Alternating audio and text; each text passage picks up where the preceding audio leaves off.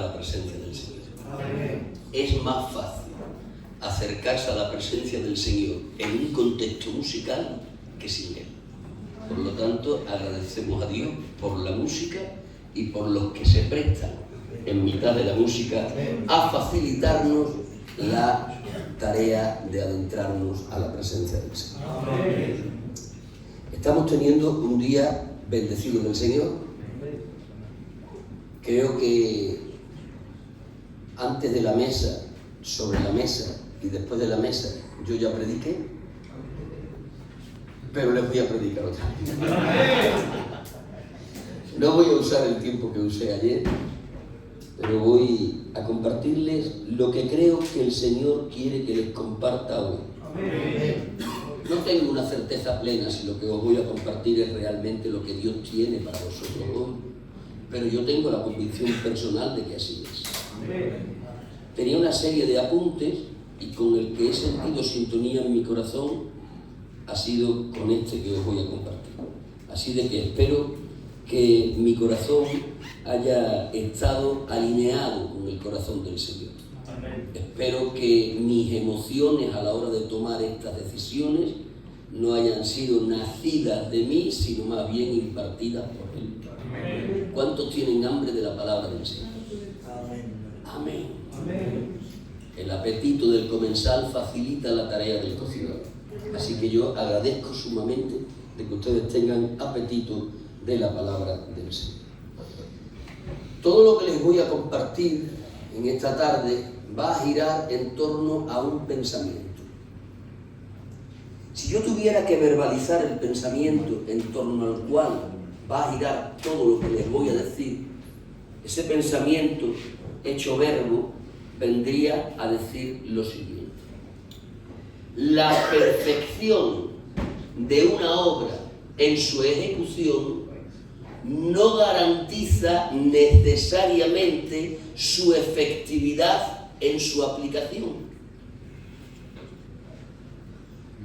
Con esto quiero decir que una obra puede ser perfecta a la hora de haber sido ejecutada, pero eso no es garantía de que a la hora de ser aplicada vaya a ser eficaz. Para que una obra perfecta en su ejecución sea efectiva en su aplicación, hará falta tocar claves. Las claves son las que hacen que la perfecta obra en su ejecución sea efectiva en su aplicación.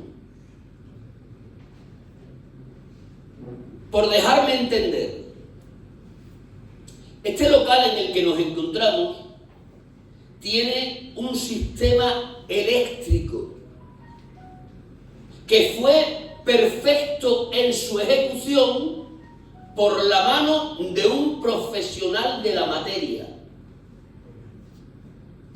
Pero la perfección de la ejecución de este sistema eléctrico, cuya utilidad es hacer que la oscuridad desaparezca porque aparece la luz, para que este sistema eléctrico, perfecto en su ejecución por el profesional de la materia, sea efectivo en su aplicación, hará falta que alguien cada día toque un interruptor. El profesional de la electricidad creó el sistema eléctrico y se marchó. El sistema eléctrico está terminado, es perfecto en su ejecución, pero cuando se marchó, nos quedó dicho: si quieren que lo que yo he ejecutado en perfección sea eficaz en su aplicación, tendrán que tocar un botoncito que se llama interruptor. El interruptor es la clave que hace posible que la perfección de la obra en su ejecución sea efectiva en su aplicación. Si tocas la clave, aparece la luz y desaparecen las tinieblas. Pero si no tocas la clave, aunque el sistema eléctrico sea perfecto, aunque potencialmente tenga capacidad para hacer desaparecer la oscuridad, si no tocas la clave, no la hará desaparecer. Todo lo que les voy a compartir va a girar en torno a esto, en torno a que la perfecta obra de Dios ejecutada en la cruz por Jesús, teniendo potencialidad para salvar a todos los seres humanos del infierno, amén, no será efectiva en su aplicación, es decir, no salvará a nadie, si no hay alguien que viva en las claves del reino de Dios. Amén. Acerca de que la obra de Jesús en la cruz fue perfecta en su ejecución, no hay discusión. Amén. La discusión viene en cuanto a la efectividad de aquella perfecta obra en su aplicación. Es tan perfecta la obra de Jesús en su ejecución, tan perfecta es que potencialmente la obra de Jesús en la cruz tiene capacidad para quedar vacío el infierno y llenar hasta tope los cielos. Amén. Es tan perfecta la obra de Jesús en la cruz que potencialmente tiene capacidad para salvar a todo hombre, a toda mujer, a todo joven, a todo adolescente y a todo niño que haya visto en la historia de la humanidad. Pero esa perfección de ejecución y esa potencialidad no será efectiva en su aplicación si la Iglesia no vive en las claves del reino de Dios. Teniendo eso presente, vénganse conmigo a leer el texto en el Evangelio según San Mateo, capítulo 28, verso 18 y hasta el 19. Dice así, si la vista me lo permite. Y Jesús se acercó y les habló diciendo: toda potestad me es dada en el cielo y en la tierra. Por tanto, id y haced discípulos a todas las naciones. Cuando esta escena ocurrió,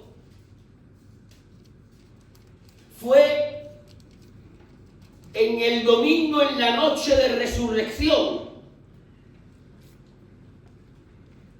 El Señor ha vivido sin pecado, se ha entregado a la muerte vicaria de la cruz, su cuerpo ha ido al sepulcro, su alma y espíritu al Hades, al tercer día ha resucitado, se ha entrevistado con los 120 y acercándose a ellos les ha dicho: toda potestad me es dada en el cielo y en la tierra. Por tanto, id y haced discípulos a todas las naciones.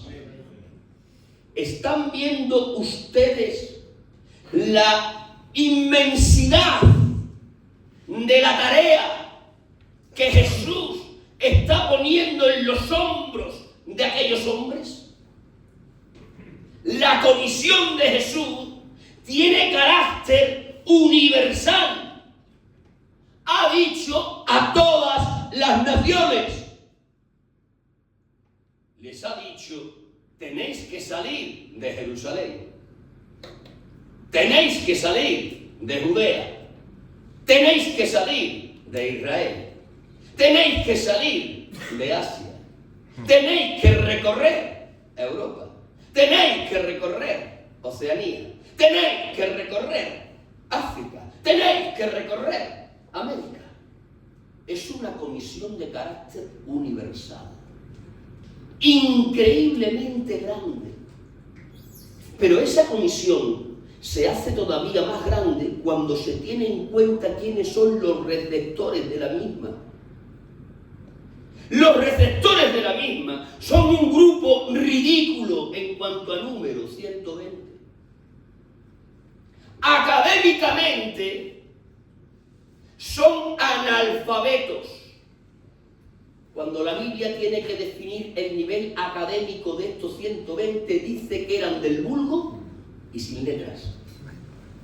Pero no solo es un grupo ridículamente pequeño y académicamente no preparado, es que carecen de mundología.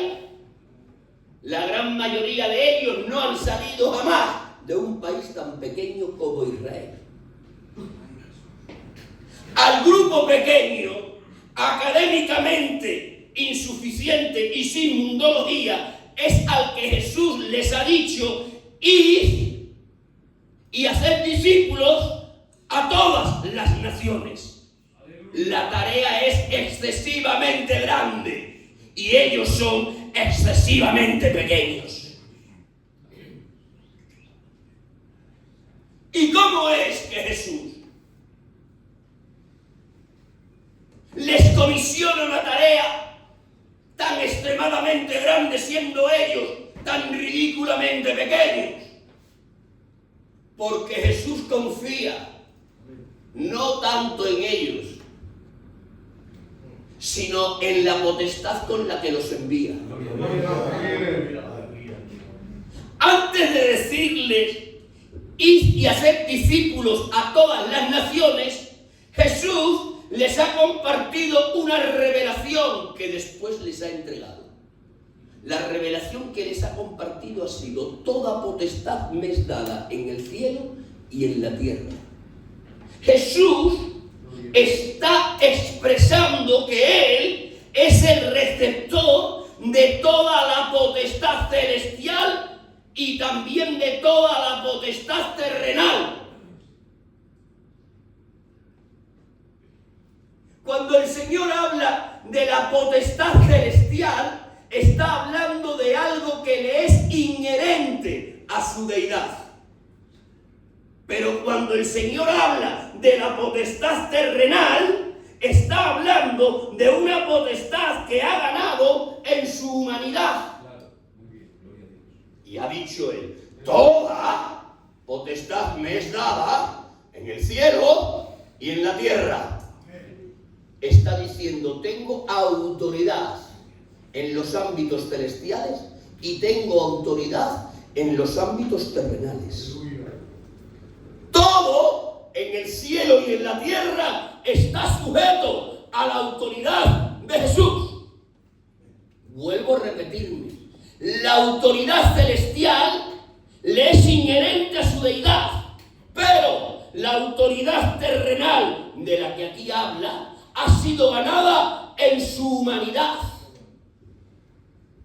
Cuando yo digo que la autoridad celestial le es inherente a su deidad, lo digo porque nunca nadie le debatió su autoridad, ni tampoco Él nunca jamás la autoridad celestial la entregó a nadie. Hubo uno en un tiempo remoto que le quiso debatir la autoridad celestial. Se llamaba Luzbel, a día de hoy se llama Satanás. Pero para Dios no fue un conflicto grande. Chascó los dedos y le sacó de habilidad.